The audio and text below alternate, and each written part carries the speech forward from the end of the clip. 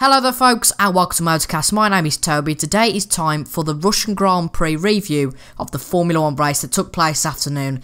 Now, we all know it wasn't a brilliant race, but we're not going to dwell on that too much because you guys obviously already know if you watched the race that it wasn't a brilliant race. And spoiler alert, if you haven't watched the race, Valtteri Bottas won from Sebastian Vettel and Kimi Raikkonen on the podium. Lewis Hamilton had a few technical issues, we believe, a few heating issues, but I'm with Matty today to discuss the race. So Bottas wins his first ever Formula 1 race, the fifth Finnish driver to do that, behind Heikki Kovalainen, Keke Rosberg, Kimi Raikkonen, and the other one, which I completely forgot, is actually Mika Hakkinen. I can't believe I missed him. How could you forget? How could I forget him? I don't know. Absolutely right. So where did he win it, Matt? Did he win it on the start, that he got round by Ferraris at the start, or was it the late Ferrari pit stop from Vettel that won the race for him? I think it was... I'd say it was down with him getting the lead at the start was a massive factor, but also his first stint was very good. It meant that Vettel didn't really have the opportunity to do an undercut on him, which meant that obviously Vettel had to stay out a lot later to try and get any kind of advantage he could over Valtteri.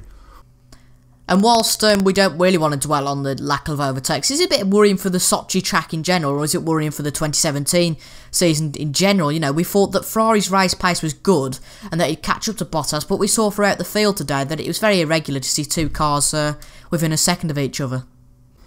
Well, Sochi is never proven to be a particularly good track for racing.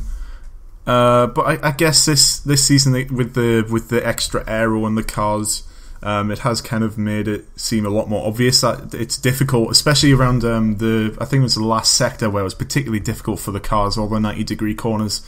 For whatever reason, I'm not an aerodynamicist, so I'm just going to say what I've heard. Apparently that was causing a lot of trouble with the dirty air, and that was where the car, particularly with the front straight being the main overtaking spot, quote unquote, it meant the cars couldn't really get close enough to each other to even get in the DRS zone.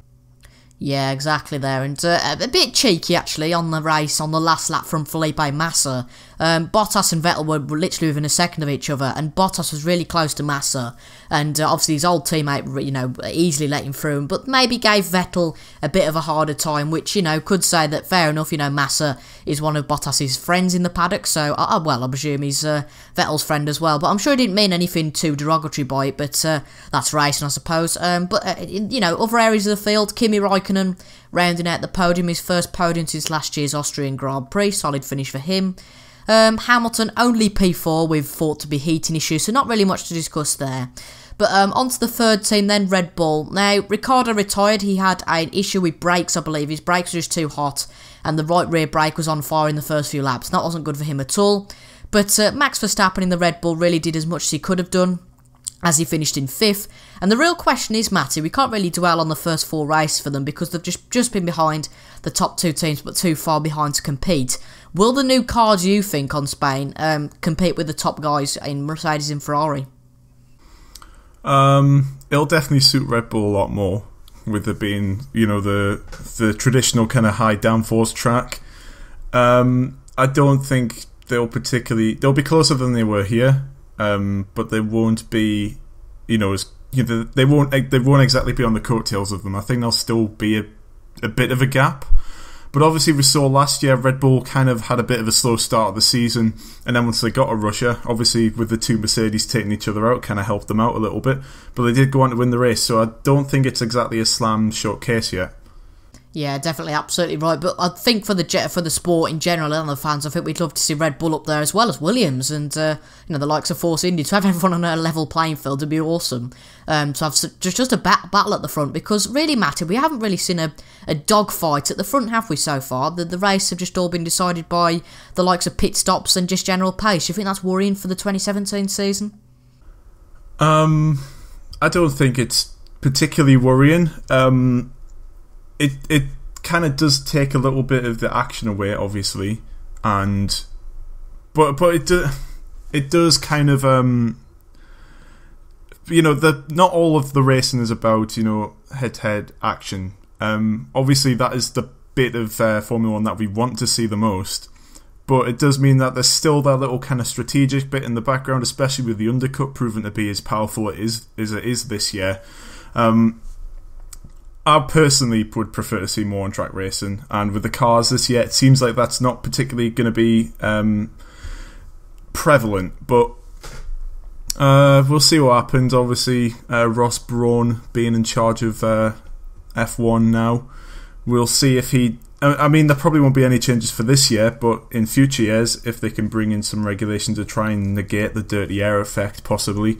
Not too much, because, you know, you can't just have people overtaking everyone everywhere, because then there's no tension. And as we saw in the last part of the race today, actually, which kind of redeemed it slightly, not overly, but the Jaws moment of Valtteri Bottas getting caught by Vettel in like the last 15 laps or so did kind of add something to the race, at least.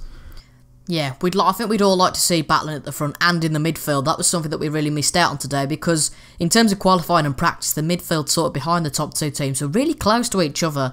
But in the race, that didn't really seem to happen. But talking a little bit about the midfield and the front-running team in the midfield today, definitely were Force India, the pink car, with a fantastic 14-point haul for them, gaining 12 points on Williams and massively really on Williams. So, Matty, you know, will Stroll's lack of points cost Williams, and will Force India beat them? Massa has been outperforming Stroll massively so far, and Stroll once again getting himself into a few issues today. He did have himself in a decent position, but obviously spun just as the safety car was deployed. Fortunately didn't lose him too much positions, but I think it's still, with him, an aspect of getting used to the car, because he has only driven it's a jump from Formula 3, which is quite a significant jump. He still doesn't look entirely comfortable. I mean, on the onboard shots we have seen of him, you know, he's getting absolutely thrown around inside the car, and the amount of steering inputs he's putting in is a bit weird. Maybe that's just the driving style he's adapted to, but I think that's something a little more serious, that he still isn't really comfortable driving these more powerful cars. Yeah, and I think we can't really lay criticism onto him yet, because, you know, a lot of people, and particularly his fans, saying that, you know, it's a bit harsh to put criticism on him because look at what he did in the feeder series. But at the end of the day, it's only natural after a few races to start raising your eyebrows at him. And, you know, if sort of maybe by Canada or Austria or Azerbaijan he hasn't sorted this out, then that's a real worry for A, Williams, and B, you know, Stroll himself and his credibility, because... to be fair, if by then he's not doing well, and say he's only scored, you know, in the single points, you know, Williams might even look elsewhere. Don't you agree, Matty, for terms of drivers? I'm not sure, because they've obviously seen something in Stroll, and rightfully so. As you said, in the feeder series, he's done particularly well. They'll probably give him the time, because I mean, if you're throwing a guy out halfway through the season. You know, he's only young. It's probably going to dent his confidence majorly, and you know, he's bringing a massive amount of funding to the team, which Williams could really do with. So they could possibly look for someone at the end of the year, but I doubt they'll get rid of him mid-season. It just doesn't seem like a particularly smart decision from, you know, like a Williams like leader. Well, from like a sponsor's point of view for Williams, because they would be losing out on a massive amount of money that he does actually bring to the team. Yeah, definitely agreed there. But certainly by the end of the season, if he's not up to the scratch of Massa, who is nearly 20 years older than him. I know Massa's had a lot of experience, but by the time we get to the end of the season, Stroll will have had a year's experience and probably a little bit of a fitter, ability in terms of generally, because obviously he's a bit younger, he's got that physique that's probably better than Massa's at the moment, and really shouldn't be outclassing him, but certainly should be fighting with him in the same car. But we'll just have to wait and see. And hopefully, I'm not saying that we don't want Stroll to do well. We really do want Stroll to do well, because, you know, it's important that we see, you know, rookies, because Massa's not going to be here, forever. So it'd be nice to see rookies like Stroll do well, but at the moment it's not really happening for him. But a definite milestone with him finishing his first race today. But another milestone was Nico Hülkenberg in the Force India, not the Force India, whoa, that was last year, in the Renault. Definitely not the Force India. He saw them later in Japan last year. Blimey, that feels like an absolute age away, that does. But a solid finish of him in the Renault today. His teammate had a bit of a crash, so firstly we're going to have a little bit of a discussion about that before we move on to the impressiveness of Hülkenberg. Now, I'm probably a little bit biased here because I'm, you might know, a Grosjean fan. Whose fault was that crash on the first lap? Was it Palmer, was it Grosjean, or do you think it was just a racing incident? I think there is the tendency, with Formula One viewers to kind of go hard on Palmer, and I think in this case it's a bit unjust, if I'm honest, because I mean, he did have I can't remember who it was on the outside, Sauber, but he definitely didn't have the room, and if he had let Grosjean up the inside, then he would have gone straight into the Sauber and would have got sandwiched, and then it would have been 2 cars taken off, and then everyone would have been shouting at Palmer. So I guess it's just a little bit of I guess you could say, if you were going to criticise him, he could have positioned the car a bit better.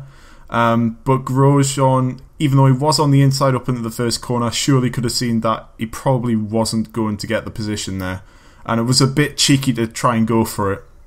I think it was just generally a combination of sort of A, Palmer, B, Grosjean, and really see a bit of a first lap, incident in just general, because it's a really tight corner, proven by Nico Hülkenberg, who actually has crashed in the previous 2 years there. There's probably a bit of blame that goes to Grosjean, because, like you say, he was a bit stupid to go for the move, and Palmer did need to turn in at some point, didn't he? By no way am I saying this is like either driver's fault, to be honest. I think it is just a racing incident, and if any one of them gets a penalty, I will be surprised. But I think there were obviously faults on each driver's side. I think it's obviously a bit of a difficult position for Grosjean because he was up the inside, but it is just one of these first corner things. If someone was going to get a penalty, it probably would be Palmer. I honestly think, though, that the DNF, both of them, is enough, really, because there's no need for any penalties there. But, onto Hülkenberg, onto the one who did really well so far. Palmer's not having a great year. I think that's a lot down to luck. I mean, you look at this weekend, the team had to build a new chassis, then he crashed in qualifying, so they had to put a new engine in the car. Is Hülkenberg out driving the car, or is it just a case of Hülkenberg's had a lot more practice, so he's able to kind of utilise the tools he has? No, Hülkenberg is completely out driving that car.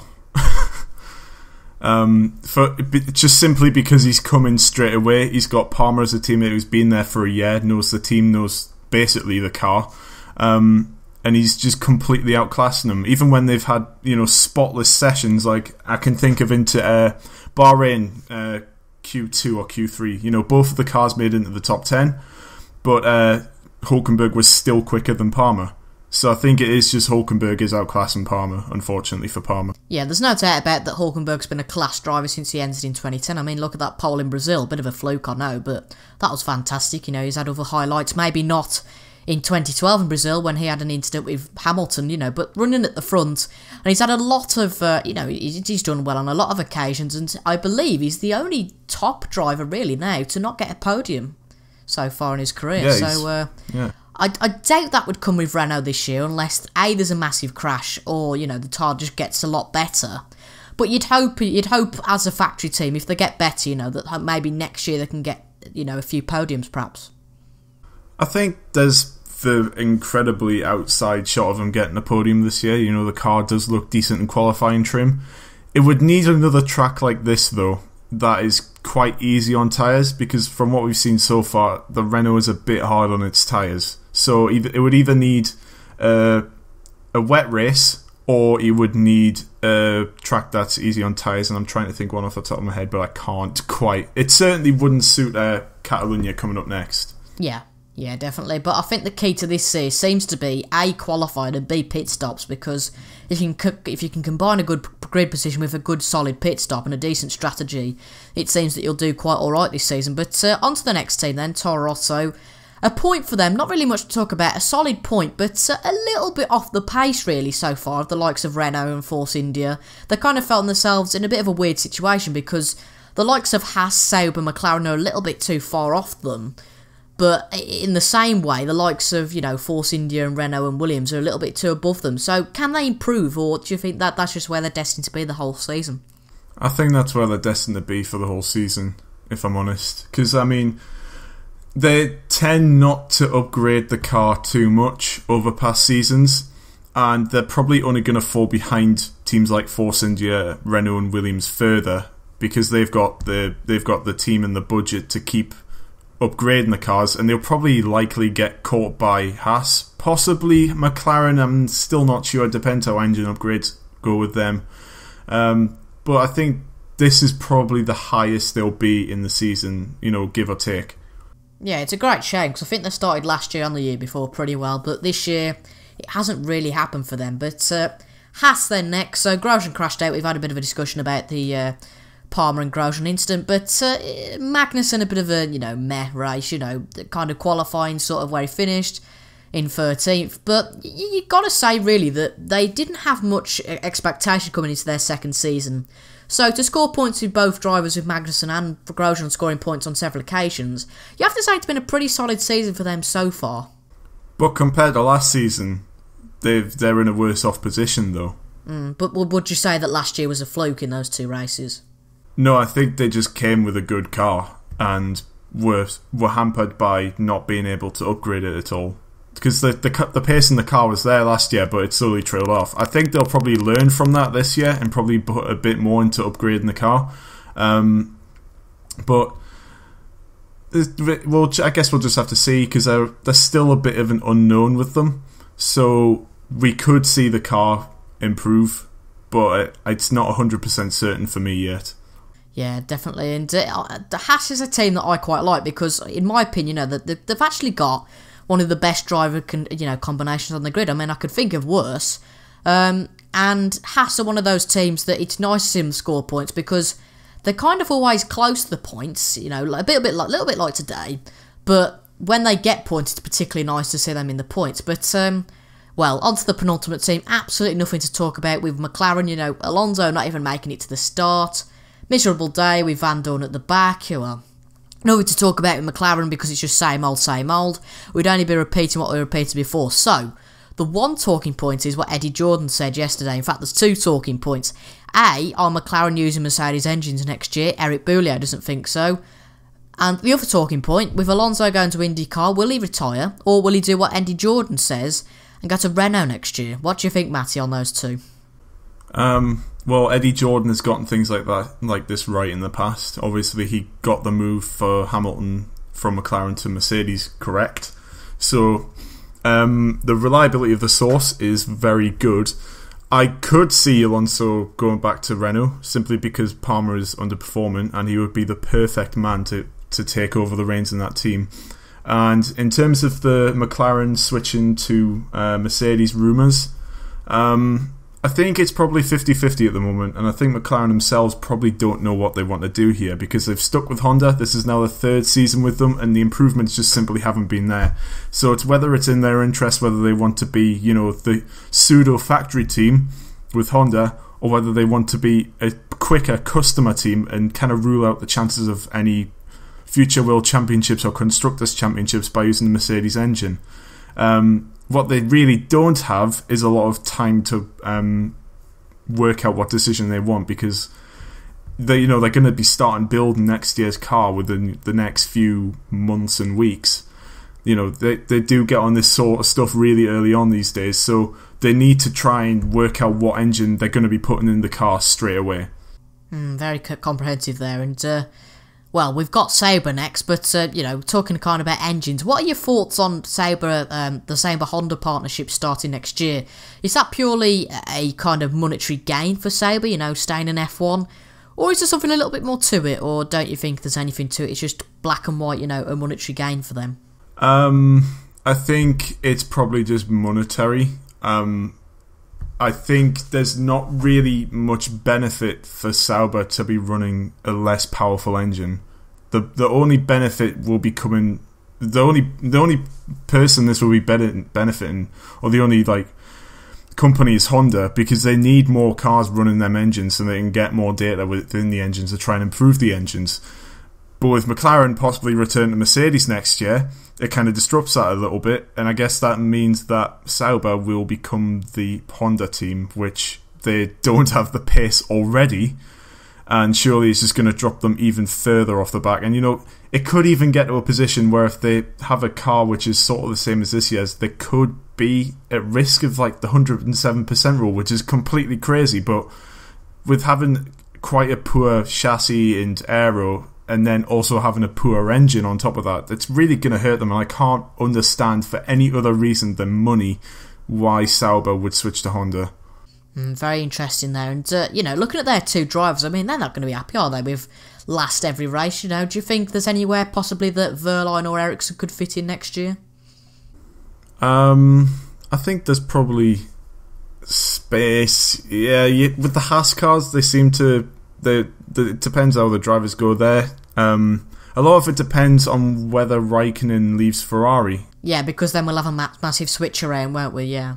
With obviously Raikkonen, if Raikkonen were to leave, we've got people like Verstappen, Ricciardo, Grosjean, Magnussen, even like a Sainz or a Perez or whatever. You've got a whole lot of drivers who would be lining up for that second Ferrari seat, and that would really jumble up the driver market. So I guess we can only kind of Verline and Ericsson, if they were wanting to jump ship, they've got to totally rely on other people taking up a potential Ferrari seat being open. Yeah, it's a little bit like dominoes, isn't it? Even though it's good to see that first guy move, you have to have that first domino move to move all the other dominoes. Do you see Raikkonen retiring at the end of the year? Well, we kind of discuss this pretty much every year. It's on the cards. Depends what Ferrari foresee him doing. I think if he does the job he's doing now, he'll probably be safe for another year. But it depends if they want to bring someone in like Charles Leclerc, or is it Fuoco, who was also in GP2 with him. We'll have to see. I doubt Ferrari would bring in Leclerc straight away into a Ferrari seat. They tend not to do that with their young drivers. So we'll probably see if Leclerc were to come in, he'd probably take a Haas seat, which then opens up the move for Grosjean to Ferrari. So I guess we'll just have to see. Yeah, that was my next point. You kind of, with Ferrari, I think Grosjean's destined for that seat. With kind of Haas being the junior team. Would you, if you were the manager of Ferrari, if you were Arriva Beni, would you put Grosjean in that Ferrari seat next year, or would you keep Kimi in that seat? I mean, I know Kimi's doing a brilliant job, but we've seen in the past, especially at the end of 2013, with Grosjean, even battling with Sebastian Vettel in that Lotus car. Do you think that Grosjean could do the job? And even, Ferrari like the driver 1 and driver 2 though too much, I think, don't they? Yeah, and there's a possibility with Grosjean coming in whether he would disrupt that. I think, and this is going to be a bit of an unpopular opinion, I think it's time for Raikkonen to go, because he's with him being in a top seat, it's kind of clogging up the driver market a bit, and it needs a bit of a reshuffle. We need someone new in a top seat. And I know we've obviously had Bottas come in this year, but that was incredibly unforeseen, and I think a few drivers will be feeling like they missed out on that. And Raikkonen has been in the kind of it's like he's had it's like his seat has been up for sale for like 3 years, and just no one has bid quite enough for it. I think it is, even if he has a half decent this season, I'm sure he'd like to stay, but I think it's time for him to go. Yeah, I think Kimi would stay all his life if he could, but I think he's got to learn that sort of, even though we all love Kimi, I think he's got to kind of come to the point that, he's got to go before he's pushed, because Ferrari are going to be reluctant to push him out, but at some point to progress as a team, they've done it in the past. Yeah, exactly. And Kimi's ability is going to be, with age maybe, Kimi's physique, his fitness ability is going to start decreasing. And at the moment he's doing well, but does he really want to remember? It's a little bit like the football situation with Arsene Wenger. Does he want to be remembered for that World Championship in 2007, or does he want to be remembered for, for going slowly and not being great? Leave your opinions down in the comments though, folks. It'd be very interesting to see what you think. But in terms of the Ferrari driver, this is the last point.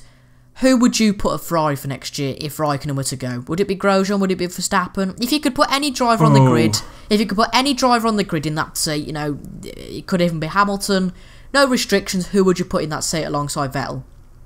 I think I would. Well, it's down to 3 drivers for me, and I can't choose between any of the 3 of them. So I would either like to see Grosjean, obviously. I would really like to see what you can do in a proper championship car. You could say he's arguably already been in one when he was at Lotus, but I don't feel that car was quite on the pace.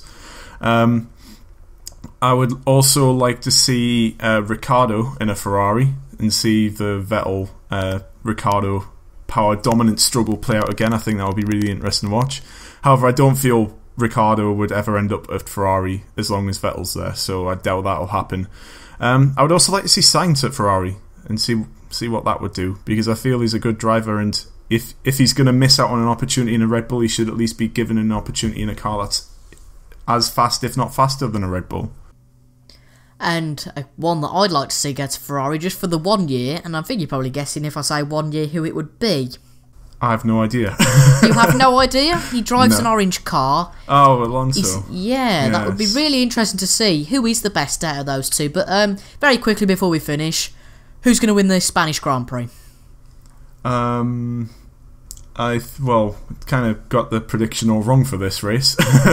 Yeah, I did as well. Don't worry. I think we'll probably see a Mercedes pole and the Ferrari win. Interesting, but no driver names. Going to keep it completely open. I don't know about pole, but it'll be Vettel for the race win. Very interesting, but I think we'll leave on that note, guys. So not a fantastic race today, but on Motorcast, I think we decided to pull anything out of a race. If we can get half an hour out of a race that was that bad, we can get any duration out of a race that's spectacular. But fingers crossed Spain's a lot better. If you want to speak to us in the comments, feel free. If you want to ask us any questions over on Twitter, Facebook, YouTube, anywhere, you can do, and we'll get our answers to you straight away. And that's been up this for Motorcast today. If you've liked that, please subscribe for more Formula 1 content on the channel, more news, reviews, and maybe interviews in the future. Who knows? We've had Sam Bird. We might even get Valtteri Bottas in the future. Who knows? But that's it for today's Russian Grand Prix review. I've been Toby, Matty's been Matt, and we will see you for the Spanish Grand Prix in a fortnight's time. Goodbye.